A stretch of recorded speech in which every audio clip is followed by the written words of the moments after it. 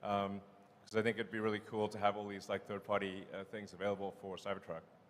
Cast on Optimus or something. That's actually been quite difficult with utilities, but I'd like to thank PG&E for recently helping us get approval for installing the backup switch for Powerwall in California, so that people can have uninterrupted power in California. And we're working on that in every jurisdiction. So, I'm confident that that's going to be a great long-term situation. And then, as I mentioned, Megapack is growing very, very rapidly. Yeah, so things are. I mean, things are really growing like ridiculously fast on the energy storage front. So yeah, I feel good about that situation. All right, next question.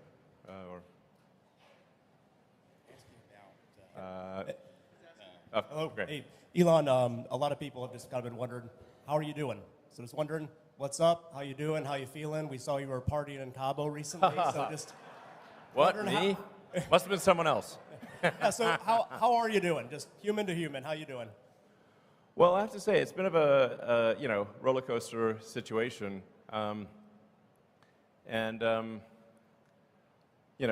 Like, it's actually pretty rare for me to be at a party. So that's like the first party I've been at in a while. And actually wasn't even going to go to it. Then my brother talked me into it. So thanks, Kimball. Yeah, I have to say, like sometimes the work pain level is quite excruciating. And then on top of that, I get dumped on in the press. So it's like, it's not exactly super fun. There was a short-term distraction because I had to do like some major open heart surgery on Twitter to ensure the company's survival. But that, I think Twitter is now in a stable place, and obviously very excited to have Linda Yaccarino join. And so I think Linda's going to do a great job running Twitter. I'll provide, obviously, guidance on technology development. But as you can see, I think Twitter at this point has released more new features in the last 6 months than it has in the last 6 years. So, obviously this is not a Twitter meeting, but the larger point is that I feel at this point I don't need to devote incremental time. The amount of time that Twitter will take going forward is relatively small compared to the last 6 months. So yeah.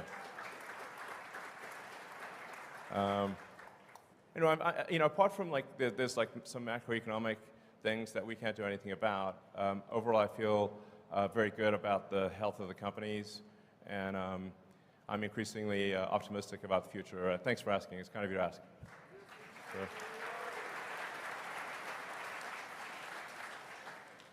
Have you guys considered stretching out the financing terms on your auto business? You talked about earlier, consumers don't necessarily look at the sticker price they're paying.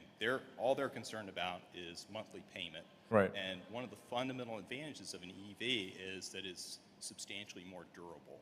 And so would you guys ever consider stretching terms out to 10 years, especially in this rate environment, given the shape of the yield curve? Extending the terms out that farther, you'd actually be capturing a lower cost of funds. Yeah, I mean, the important thing to appreciate is that, like, that the vast majority of the financing is from banks. So it's kind of whatever the banks are prepared to do. I mean, this year, I guess we'll do on the order of $100 billion of sales. And we don't have $100 billion in cash to finance that. So the vast majority of it has got to come from banks. So it's really the bank's choice of what they're willing to do.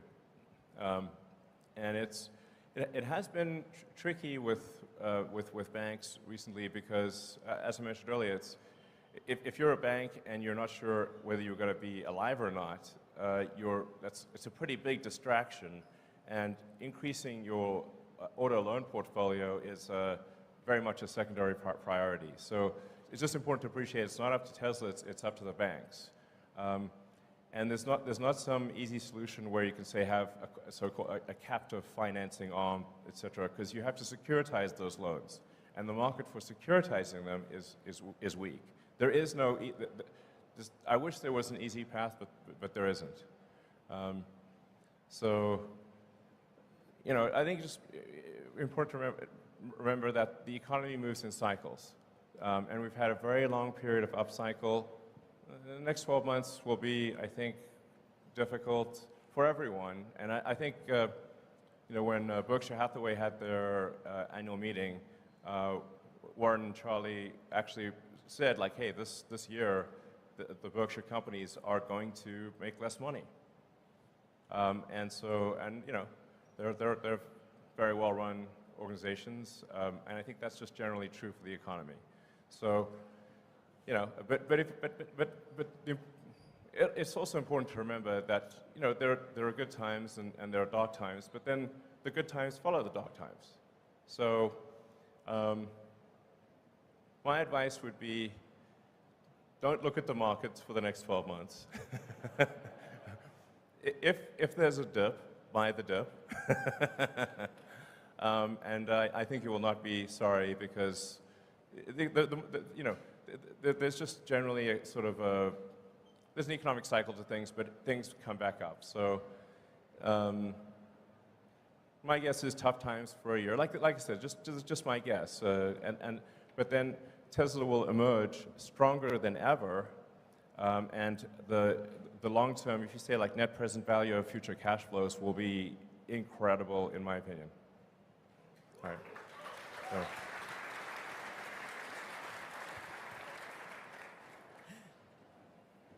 Hey, Elon, meet Kevin here.